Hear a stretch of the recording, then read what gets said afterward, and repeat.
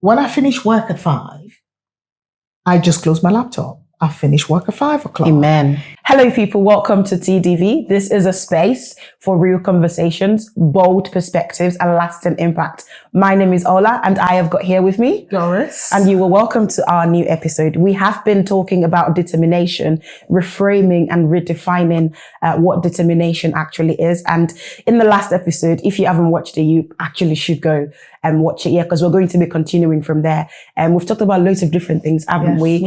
We talked about identity, how determination is a journey, and that journey should be rooted, on your identity and your identity in Christ and knowing your worth in God. And we talked about how it is possible to be determined in the wrong direction. We talked about staying in lane. That is actually a tagline now. Staying in lane. Because if you're not in lane, your destiny helpers are in lane. Your, the people that God has sent to help you are going to be looking for you in your lane. You're outside of God's covering when you're not in the lane that He has placed you. So today we are going to be carrying on. Are you ready? I am. I'm really excited. I know. I know. Last time was so good, wasn't it? Yeah. Okay. So we're going to start again. Last time we started with a very light question. So again, when you think of the word determination, what's the first word that comes to your mind? I know in the last episode I did say focus. Now this time I want to talk about when I think of determination, I think of, is it my vision? Is it your vision? That's good. That's good. Is it your vision? Yes. Is it my dream that I'm actually being determined for? Now, the reason why I think about that is because nowadays, for example, we're 4 friends. We came to university in Nottingham, for example. I use Nottingham because I live in Nottingham. And out of our stay in university, we ended up starting a project, the 4 of us. And somewhere along the line, that project, always something is someone's vision. God delivers the vision to one person, and then there are people who help to execute that vision. Just like we had for Sisters with Vision, we had facilitators who worked with me in the mentoring sessions. And it's very important that you know when that season has come to an end for that vision. And then you now have to pursue what is your vision. So determination can be in the wrong direction if you align with a vision that you don't feel like this is for me anymore.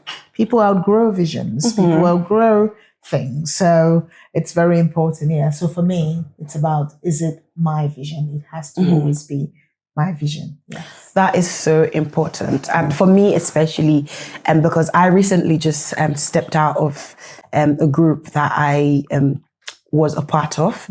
And it was really difficult because this was the group that taught me how to actually manage a community, how to actually facilitate groups and things. I grew, this group, this platform gave me an opportunity to grow, and having to say, I think that my time here is done was really difficult. And it took a lot of courage to be bold enough to say that. And I think it's important because it's about knowing that you're no longer productive in that aspect. You've outgrown it, or there's other assignments for you to do now. And we keep going back to seasons. And I think we are going to have an episode just to talk about seasons, but it is really key to recognize that. Pushing, isn't it? You could be determined, keep going, keep focused. That is the wrong direction because that time had come for you to move. Yeah, and I just wanted to say as well that it's not always because something is wrong. No, it's not. This group has been a blessing, and it is still a blessing. And so it's not always because something is wrong or they did something wrong, or it's just knowing that there is a time and a season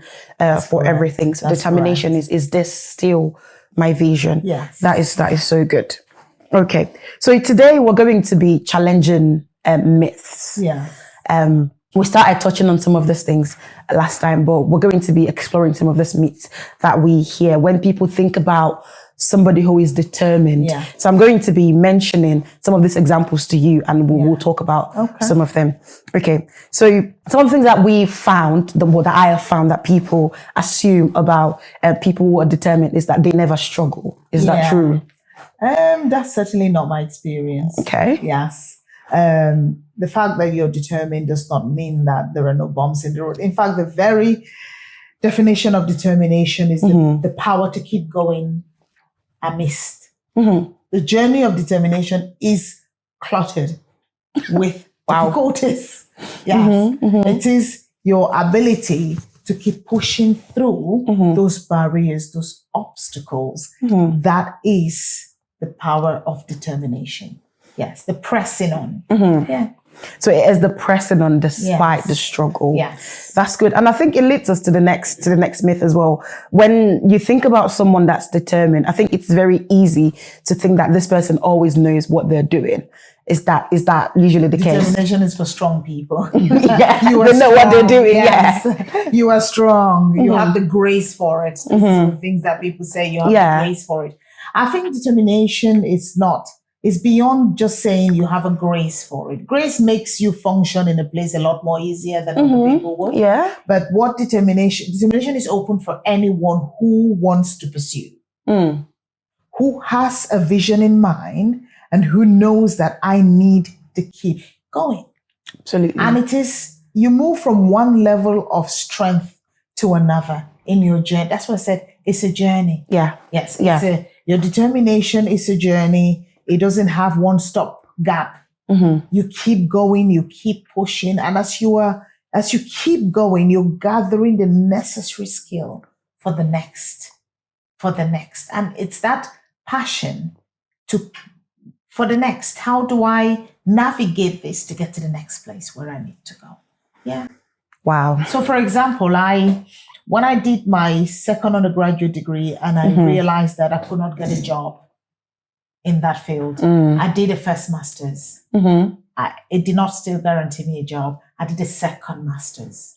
It did not still guarantee me a job because I needed, from the second master's, which was in psychology, I needed to either do a PhD in psychology. If you apply for a psychology assistant, you have about 400 people or 70 it's really people. competitive. Yeah, it's a very competitive field. And it was either for me to pursue a PhD in psychology, which was not a pathway. I could have been stuck working or doing a job that I did not like. And so I went to retrain again. I went for the third master's. Wow. I think Auntie just like studying. Not really. It's just that I knew where I'm going to. I was very clear, or should I say that the Lord laid in my heart very strongly that I'm going to be able to empower people in the future. I'm going to be able to make a difference. Now, I got my first job at 22 as a hotel manager. So definitely, I already was exposed to a level of my abilities. So I couldn't settle. For me, that was it. When I came to the UK, I could not settle because I came in as a hotel manager. You see, managing, over 35, 40 people. Wow. There was no way, because of the obstacles in my way, that I could have settled. So I kept going. Yeah, because I'd already understood that my purpose was greater than where I was. Yes. That is really interesting. Because you've actually just touched on my next question, which was there any point in your life that you felt determined? And we're going to carry on with this line of thought. Yes, and I think my coming to the UK, having been working and then coming in, having to start all over again, I'd already tested what it meant for me to be functioning at a certain level. And therefore, I know my God is a God of growth. He's not a God of diminishing returns. You see, he's a God that prospers. Yeah. So there was no way. So for me, determination was a lifeline. It was not just something I said, oh, well, there's nothing I can do. Let me just keep pushing. No, I held on to it. And sometimes for some people, it may be a lifeline for you. It may be your only way to where you're going. And it's very important that you recognize, why am I determined? Why do I need to be? Again, it's what God has told you. What can you see? The power of seeing. Where do you see yourself as a person? Where are you going? What impact do you feel you can make? Yeah. And those are the questions remember I said for me it was an intrapersonal. Yeah. Yes, I always ask myself questions. Therefore, every time there was an obstacle, did forensic mental health masters, I didn't really get a job that was suitable to my qualification. I did psychology. And then I went to do the master's in social work. And even after, my work as a social worker, I've still done a postgraduate certificate, because there are endless opportunities. Yes. And it's about, where do I see myself? That is so good. Yeah. And I think it's also recognizing when you need to perhaps reroute. Yes. Not necessarily not stepping out of lane, but when we said in the last episode that with the need to pause, take stock, and see if you're still in the right direction, and if there's anything you should be doing, and reflecting during that period of pause. So that's good. Very important. I've got a question to ask though. So in that time, where you just felt like you kept on going, and you said that it was a lifeline. Would you say that that was healthy determination? And just off the back of that, how do you differentiate from healthy determination and determination that's toxic or going towards becoming toxic? Yeah, I think if I'm looking at my own experiences, every direction I took was adding to my ability to be here today, to be able to empower people. So I did not just go and do any kind of masters. I did not undertake studies randomly, because I thought, that would give me more money. It was never driven by that. Every step I took in my journey to this point, it was intentionality. You see, and that is where you got to pay some attention, making sure that whatever you're doing, it is working you towards where you are supposed to be. Absolutely. Yeah. So making sure that whatever you're doing is taking you a step closer to what you're supposed to be. And I think you mentioned intentionality, not desperation. No. You didn't just go back to school because you didn't want to not be found not working. And it wasn't that you were afraid of stopping. It was you needed to do this course to empower you to carry on and what you were doing. That is really profound, because it's very easy to miss, and that's going to lead us to the next question, to mistake not stopping from with determination. And I think that's the next question I want to ask is, has there been a time where you confused overworking for determination? Yes.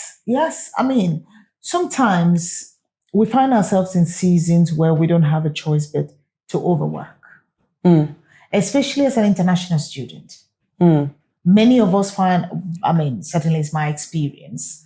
It may not be for some people who are young adults listening to me. So you will find yourself overworking, but it's when to know that, is this driven? What is it driven by? Determination must be driven by something. Okay?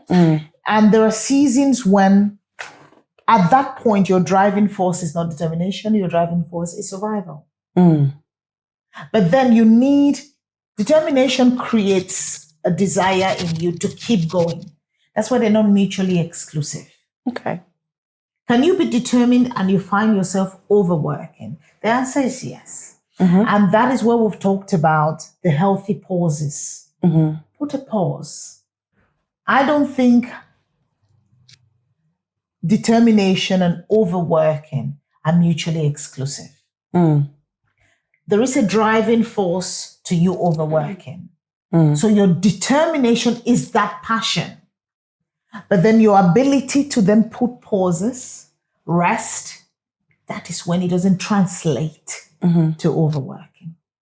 Does that make sense? So it sounds like you are agreeing that there are times where you have to put in a bit extra, lot extra, but also recognizing when to put a pause. But I'm curious to see how you're going to answer this question, but when is enough? Yes, and I think that's a very personal question. I wouldn't know when your enough is enough, Ola, because I don't know your capacity. And this is where we talk about, who are you? Are you grounded in knowing who you are? Self-awareness comes into this. What are my strengths? What are my limitations? Because people just think because determination is the driving force, and I'm driven and I want to be driven. But what is my capacity? What can I take? You see? So for some people, they can work 8 hours a day, not a problem, no break, and they're fine. Others will do 2 hours, they need to pause. So it's about being self-aware. Self-awareness is understanding your strengths, your limitations, knowing when your body is saying, I wouldn't know if you need a break. You see, I wouldn't know that. And this is really important for young people because the demand is enormous. The demand for you to be this thing, you see, can drive you and keep driving you. Remember, human beings cannot be satisfied. Yeah. So human needs are insatiable, isn't it? Yeah. I think it's Maslow who says that. You can't satisfy every human. So it's very important but the control you have is that, do I know myself and the power of saying no? And understanding when rest is needed, understanding when I don't have to be involved in everything, understanding when I don't need to prove anything. You see? And that comes from that deep-rooted purpose. Why am I moving forward? Where am I going? What is driving me? For some people, determination is driven because they want to prove their parents wrong. For some people, determination is driven because they want to be the winners. They feel everything in life is to win. Meanwhile, winning is a good attribute to have because it drives you. It makes you want to keep going. But it's the wrong motive. If your determination has the wrong motive, we're on the wrong lane. If your determination has the wrong motive. So just check the purpose, check the motive, check the motivation, the driving force behind why you are pushing through. Yes. That is so good. Yeah. Okay, so I'm just going to bring us back into another myth that I've got here, and it's that determined people are always productive. What do you think about that?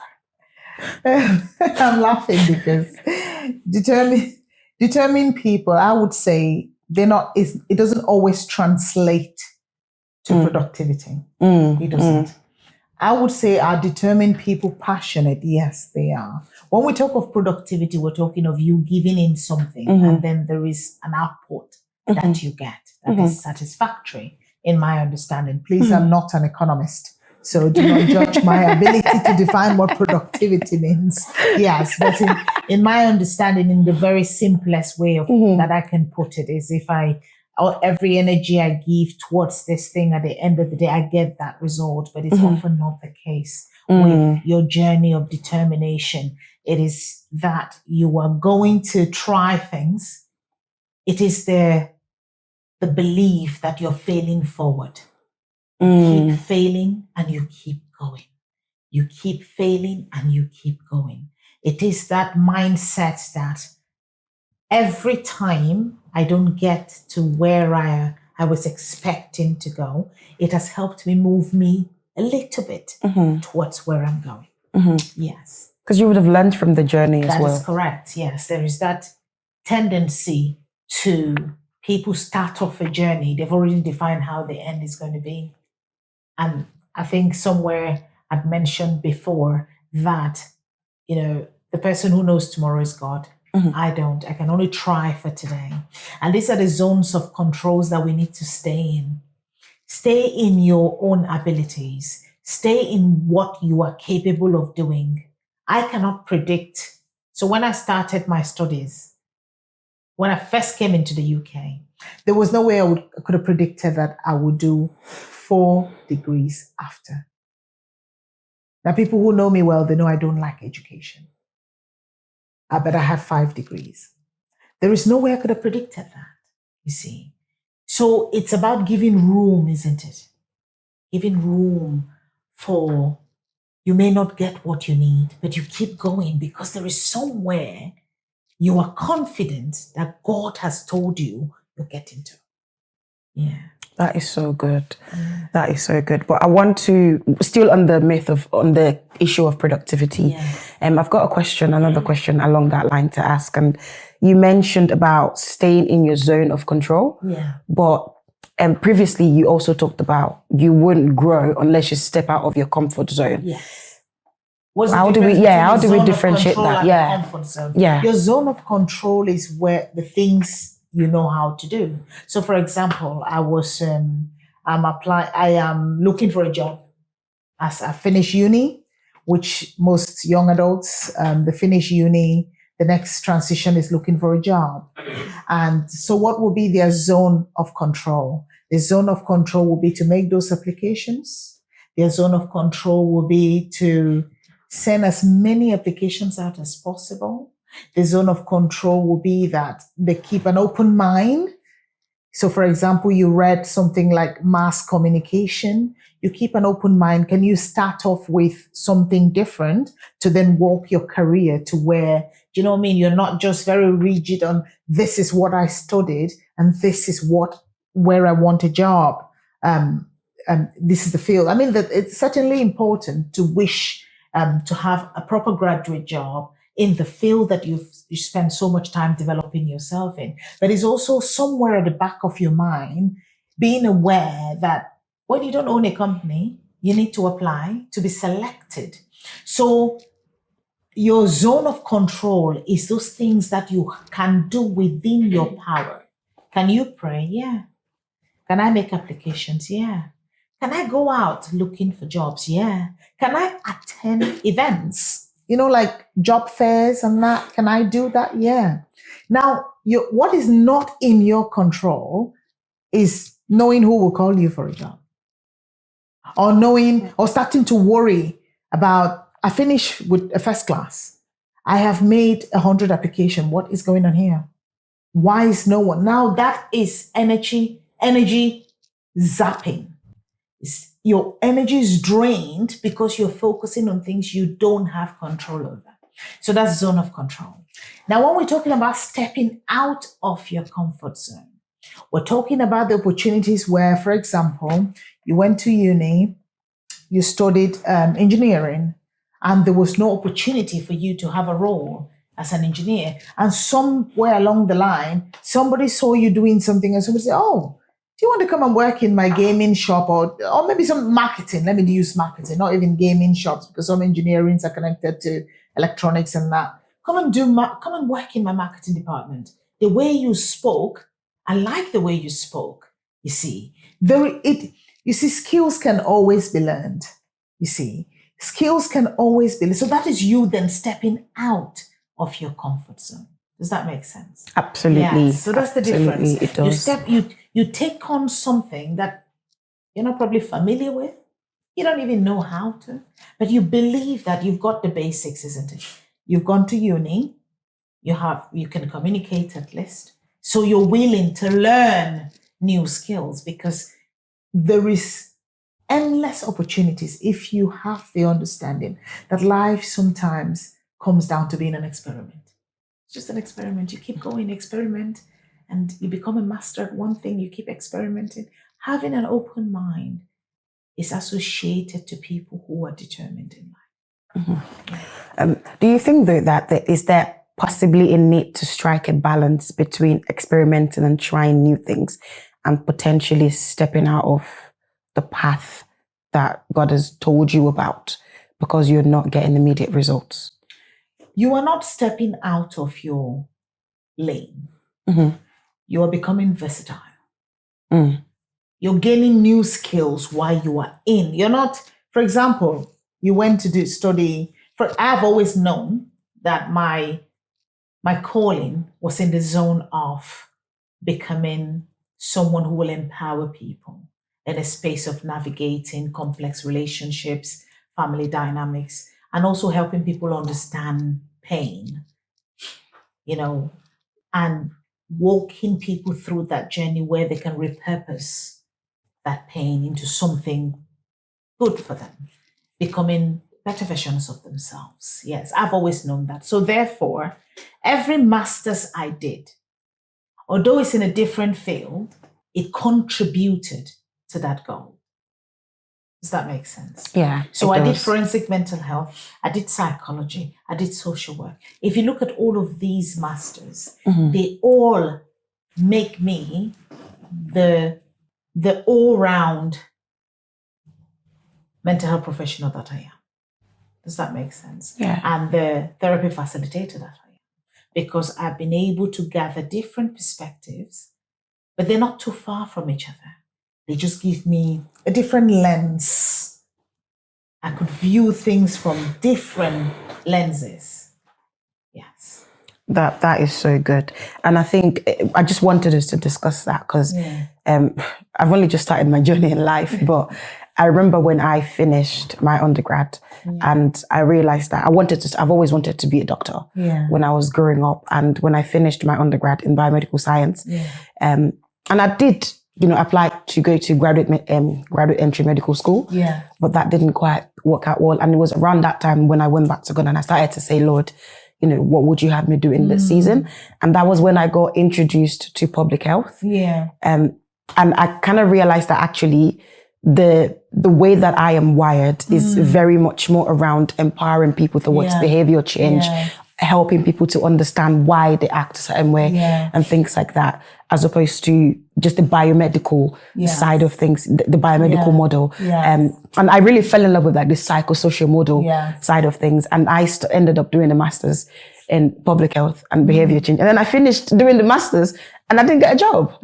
Similar to yourself. And then when I was introduced to the role of health coach, and I currently work as a health coach, when I was then introduced to health coaching, I didn't even know what it meant at the time, but I was willing to go through the training to actually do that. And now I actually really love what I do. And if I do decide to then, carry on in the psychosocial model side of things. So for example, if I decide to become a psychotherapist, this has given me a really good foundation where, and I think it makes me a well-rounded therapist as well, because there is that coaching element that a lot of therapists who haven't trained in coaching don't usually have. And I think it sets me apart that way. But if I didn't step out of my comfort zone and I wasn't willing to learn even further, I might have missed out on that opportunity. So that's what true. I was talking about. There's a difference between stepping out of your comfort zone and leaping out of your comfort zone.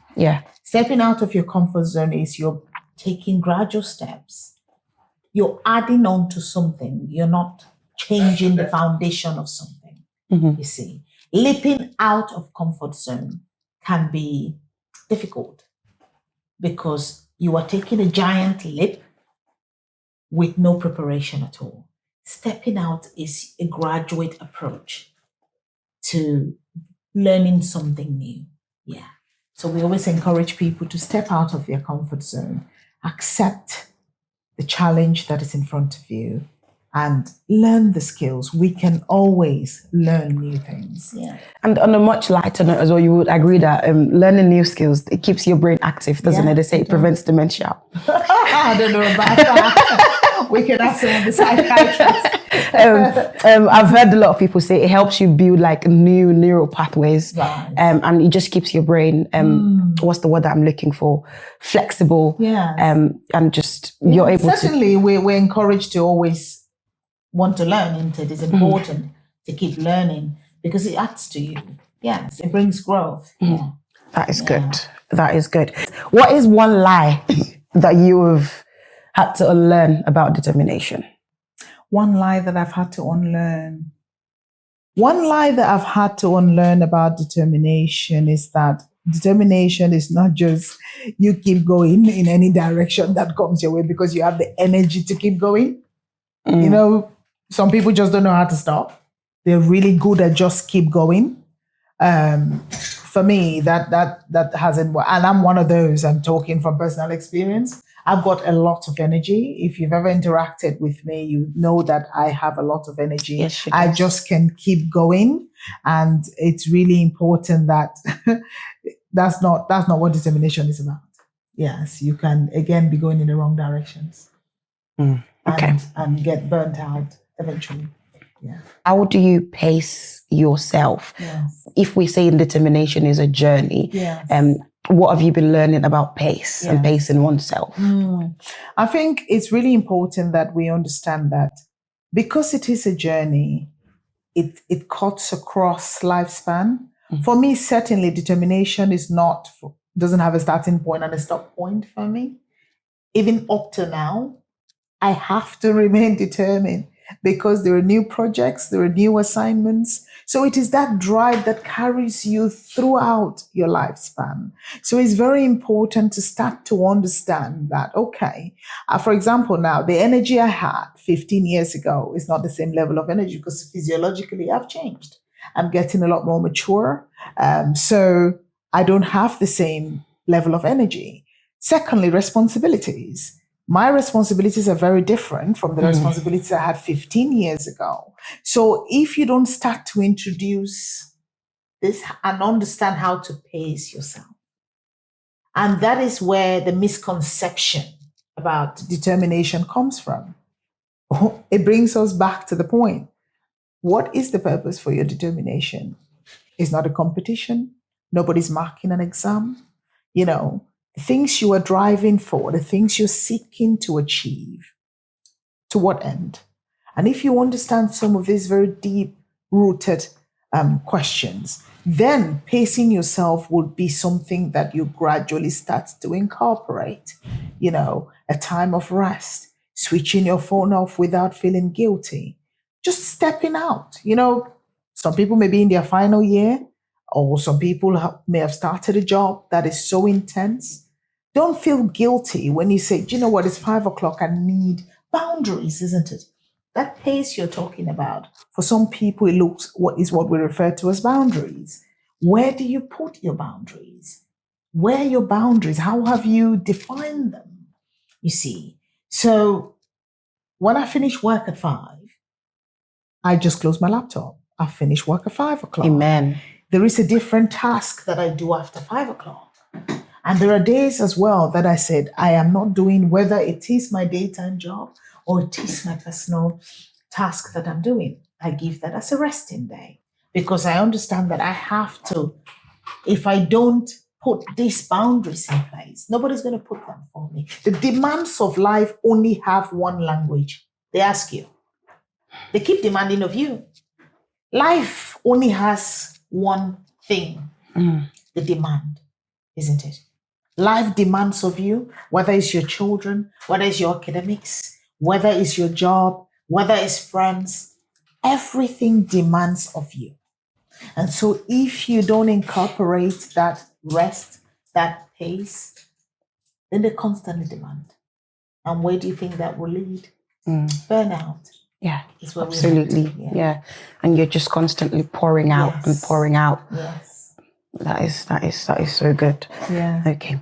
Just as we bring this episode just to round up, I just wanted you to speak to us. I'm one of them. Us.